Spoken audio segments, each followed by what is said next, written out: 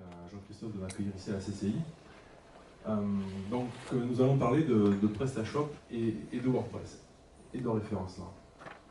Donc, pour me présenter, Nicolas Mercatili, alias Créanico.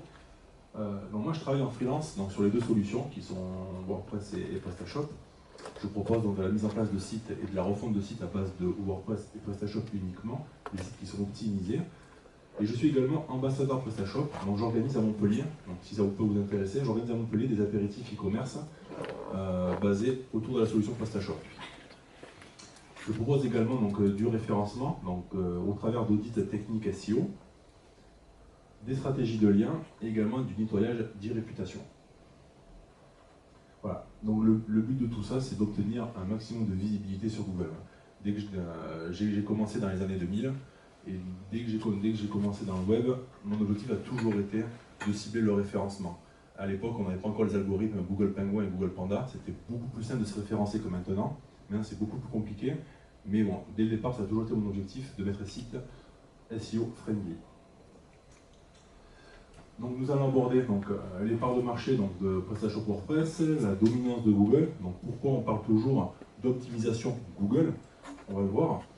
Nous allons parler des trois piliers du référencement naturel. Ça, ce sont les trois piliers qui sont très importants, que vous utilisez du PrestaShop, du WordPress ou n'importe quelle autre solution. Il est très important d'optimiser ces trois piliers du référencement. On parle également de la sécurité. La sécurité, je l'intègre au référencement. Il est important de sécuriser un site. Et après, nous allons voir les outils et les différents modules indispensables pour PrestaShop, WordPress et le référencement. Donc PrestaShop, on le voit ici. Là, on est sur le compte de PrestaShop. PrestaShop représente en France plus de 33% des parts de marché. Tout à l'heure, on discutait ensemble, juste avant de commencer, de WooCommerce. On voit que WooCommerce est derrière avec quasiment 17%. Donc PrestaShop est le leader en France. Il n'est pas leader dans le monde, mais il est leader en France. Donc, dans l'Hexagone, on nous demande régulièrement du PrestaShop parce que voilà, c'est une solution française qui est grandement utilisée ici. On peut voir également dans Google Trends le volume de recherche associé à PrestaShop. On voit que PrestaShop, depuis qu'ils ont commencé, on voit qu'ils dominent clairement les recherches. Donc on a WooCommerce qui est derrière, qui monte petit à petit en France. On a Magento qui est un petit peu en perte de vitesse. Bon, Magento, c'est le concurrent direct de PrestaShop. Magento, lui, est dédié à des boutiques beaucoup plus grosses. PrestaShop est fait pour des sites, des petits sites et moyens sites. Magento, ça demande des hébergements beaucoup plus coûteux, c'est plus complexe à mettre en place. Donc Magento, j'en parle rarement. Le concurrent direct de PrestaShop, c'est WooCommerce qui est à base de WordPress. Et après, on a OS Commerce qui est complètement en fin de vie, et Shopify qui est assez utilisé aussi. Pour WordPress, c'est le leader également, 75% des CMS en France. Et ce qui est important, c'est que WordPress, c'est 26% des sites au niveau mondial. C'est-à-dire, vous prenez n'importe quel site e-commerce, CMS, non CMS, on est sur 26% du web mondial. Donc WordPress domine clairement le web. Les recherches associées, pareil, au niveau de WordPress, on voit que WordPress, il est clairement leader. Joomla, qui était beaucoup utilisé il y a quelques années, est un petit peu en fin de vie.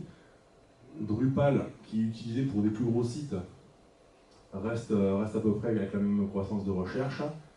Et on a Wix qui prend de l'ampleur, mais attention, Wix niveau référencement, c'est pas terrible. Je ne vous conseille pas d'utiliser Wix, c'est une solution qui est gratuite, mais qui est très limitée et qui n'est pas terrible pour le référencement. Après, pourquoi on parle de Google ? Tout simplement, Google, c'est 94% des parts de marché, donc c'est énorme. On voit que les autres derrière, on a Bing, Yahoo, DuckDuckGo, ils se partagent plus grand chose. Google est utilisé à 94% en France. Donc, quand on parle d'optimisation pour les moteurs de recherche, on parle d'optimisation Google. Ce que veut Google, on le fait. Google a voulu il y a quelque temps des sites mobiles, on a mis en place des sites mobiles. Google a sorti il n'y a pas longtemps le format AMP, donc on a intégré AMP.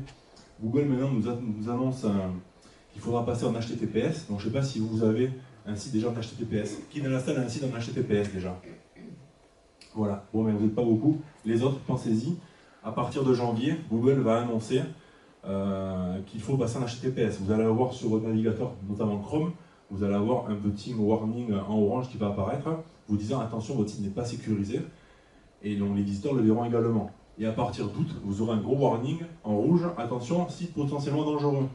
Donc si vous n'avez pas un site en HTTPS, commencez à y réfléchir et à passer en HTTPS. Si vous êtes chez OVH propose un certificat qui s'appelle Let's Encrypt qui permet d'intégrer un HTTPS gratuitement. Vous pouvez l'utiliser également sur d'autres hébergements, mais chez OVH, il est préinstallé, c'est très simple à mettre en place.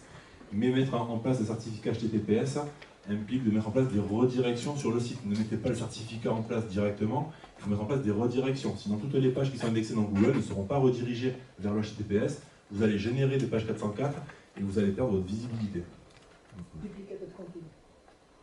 Exactement là. Et il faut également, tout à fait, comme dit monsieur, il faut également, la redirection va également éviter d'avoir de la duplication de contenu pour ne pas trouver votre site en HTTP et en HTTPS. Sinon vous aurez deux fois le même site à deux URL différents. C'est catastrophique pour le référencement. Donc on en arrive aux trois piliers du référencement. Donc le référencement, c'est l'optimisation de ces trois piliers. On a la structure technique du site, donc qui va comprendre le CMS, le thème principalement. Nous avons également après donc, les contenus du site. Donc les deux premiers piliers, la structure technique, le contenu, ce sont des optimisations on-site. On optimise ça sur le site. La popularité, c'est un élément externe, on appelle ça de l'optimisation off-site. La popularité se traduit le plus souvent par des liens. Il faut avoir des liens de qualité. Si on a un site qui est correctement structuré avec de bons contenus mais qui ne reçoit aucun lien, vous ne serez jamais bien référencé. Il est important de recevoir des liens de qualité. Ouais. En sachant également, ça c'est important, que suivant le marché et la thématique sur laquelle vous vous positionnez, ce sera plus ou moins facile. Vous pouvez avoir une structure de site très bien optimisée, de bons contenus et des liens derrière. Si vous êtes sur un secteur qui est très concurrentiel, ça va être difficile. Et souvent, ça vient se jouer avec les liens. J'en parle ici, c'est une forte concurrence, c'est la popularité qui fait la différence, et les liens. Donc les liens, c'est vraiment important. Les liens, c'est les liens que nous, on a sur notre site ou les liens qui pointent sur le nôtre? Non, c'est ce qu'on appelle les backlinks. Ce sont les liens qui arrivent d'autres sites.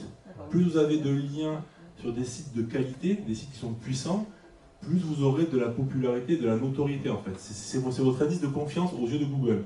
Plus vous avez de liens, mieux c'est.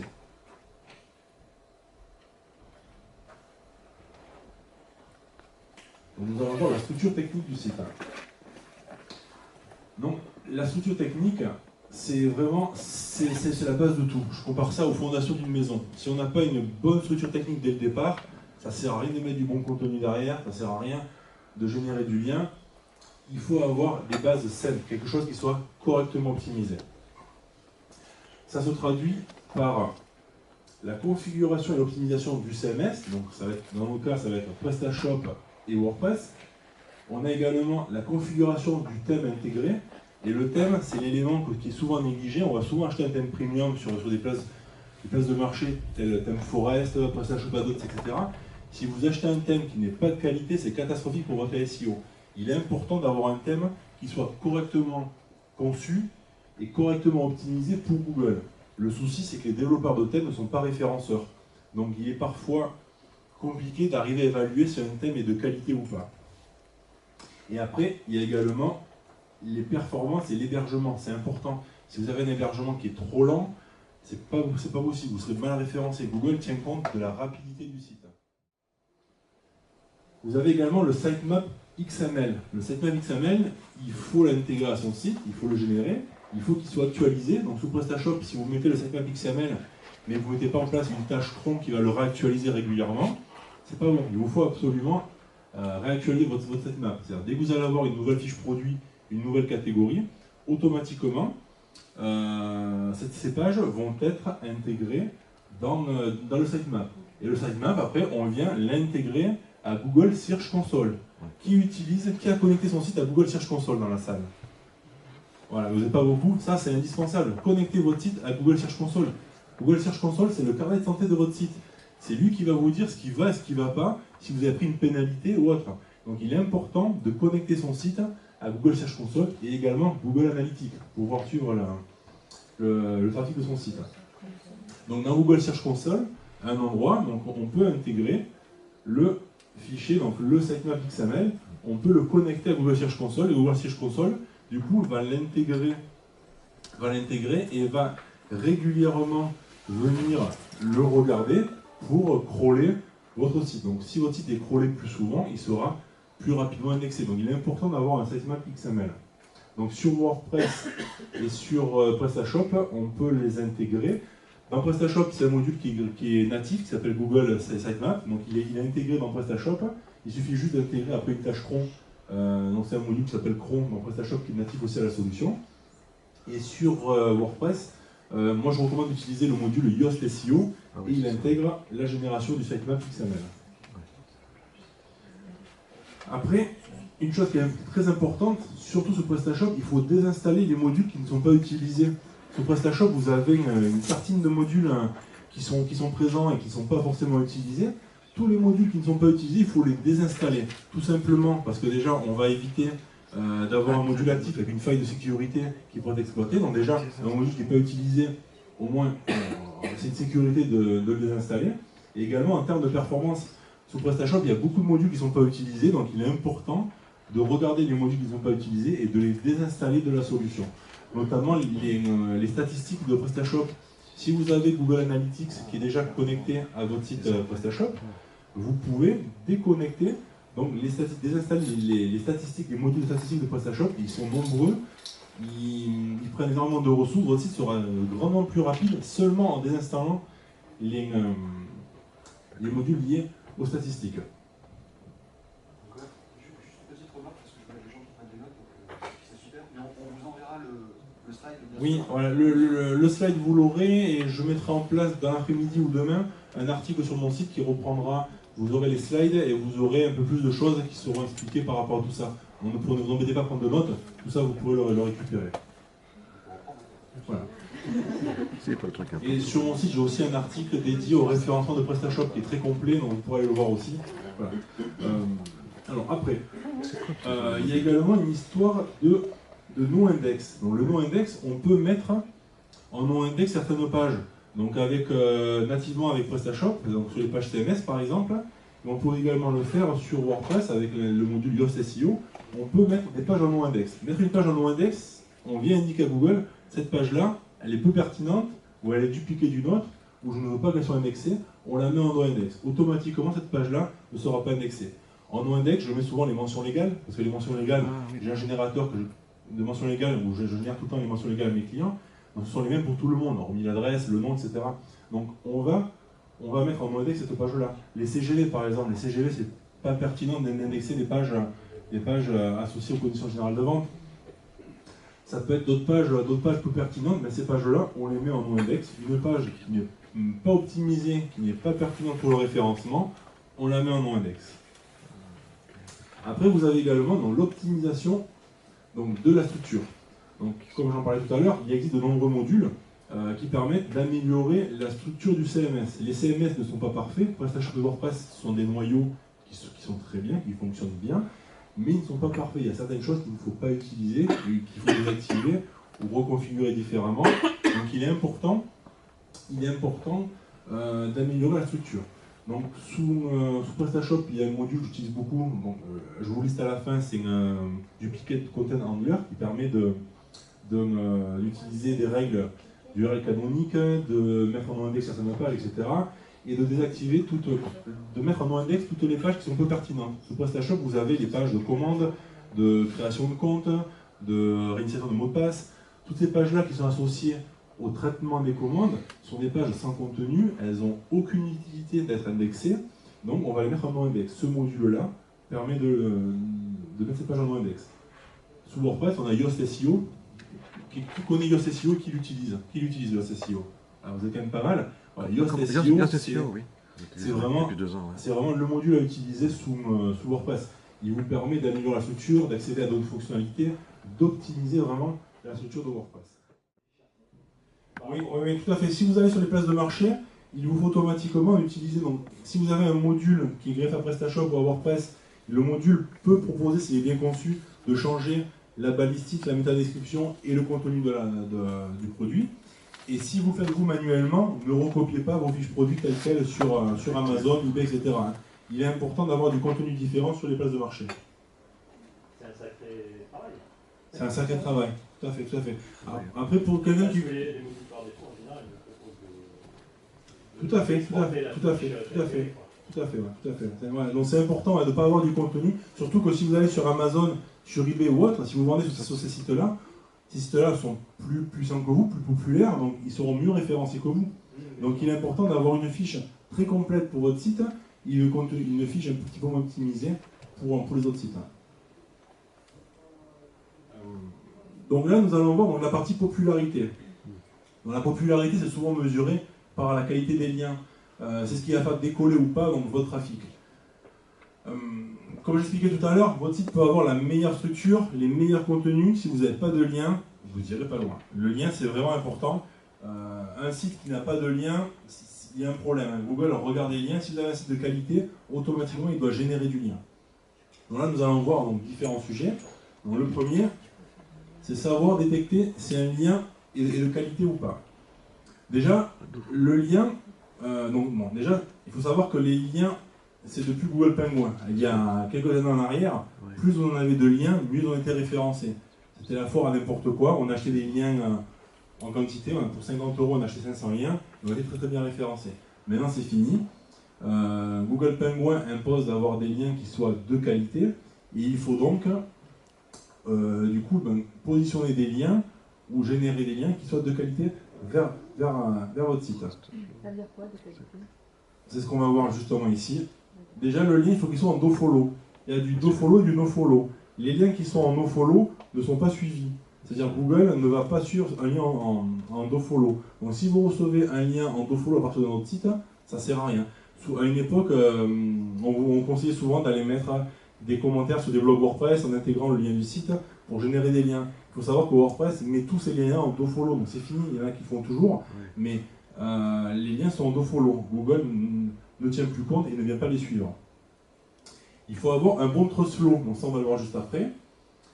Un citation flow proche du trust flow, et il faut que le lien soit positionné sur un site à thématique équivalente. Donc si vous avez un site, vous vendez du textile, si vous recevez des liens sur un site qui propose par exemple, de la voyance ou autre chose, il n'y a aucun intérêt. Il faut avoir des sites sur une thématique équivalente ou proche de la vôtre. Et il faut que les liens soient intégrés dans le contenu même d'une page. Si vous avez des liens qui sont intégrés dans le pied de page ou qui sont dans des éléments où il n'y a pas de texte, c'est moins pertinent. Et il faut que les liens soient positionnés donc, sur une IP géolocalisée dans le même pays. Si vous recevez des liens à partir d'un pays qui n'est pas le vôtre, c'est moins bon. Voilà, j'ai pris l'exemple justement du site donc, de la CCI de Montpellier. Si vous ne travaillez pas un minimum votre SEO, tout ce que je vous ai décrit là aujourd'hui, ce matin, tout ce que je vous ai décrit, si vous travaillez tout ça, votre référencement fonctionnera. Si vous négligez un point, 2 points, 3 points, certains points, vous partez handicapé. Il faut vraiment optimiser tous ces points-là. La structure technique, les contenus et la popularité. Et voilà, si je devais tout résumer, c'est travailler vos contenus, c'est important, et acheter du lien. Le lien, c'est ce qui fait tout. Si vous n'avez pas de lien, ça ne fonctionnera pas. Sauf si vous êtes sur un marché de niche, et si vous êtes sur un marché qui est un minimum concurrentiel, ça sera très compliqué. Voilà, j'ai fini. Je rappelle, j'organise des apéritifs, donc e-commerce à Montpellier. On va reprendre le prochain, ça sera en janvier. On a eu un petit moment, on n'en a pas organisé. Je cherchais une salle, c'est un petit peu compliqué. Ça va être organisé sous forme de conférence.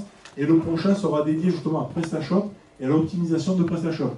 Donc ça sera dédié uniquement à PrestaShop et on va parler référencement, ça sera plus approfondi qu'aujourd'hui où on a survolé ça sur WordPress et PrestaShop. Voilà. Alors ça sera sûrement, les informations seront sur mon site, hein. Vous allez dans le silo PrestaShop sur mon site, vous avez une page où il y a marqué PrestaPéro. Et la date, elle est, je crois qu'on l'a posée à début janvier, je crois que c'est vers le 9. Et ça sera à Cap Omega sûrement, voilà. Mais ça sera confirmé dans pas longtemps. Voilà. Il faut s'inscrire sur le site et pas sur votre site. Donc je vais PrestaShop. On a une page Meetup. Si vous utilisez le Meetup, il y a une page Meetup PrestaShop là-dessus pour les prestataires Montpellier. Et les infos seront sur mon site et sur Meetup. Alors, de toute façon, je vous ferai un lien lien vers le site à Nicolas en vous répondant. Je pense qu'on peut applaudir notre camarade Nicolas.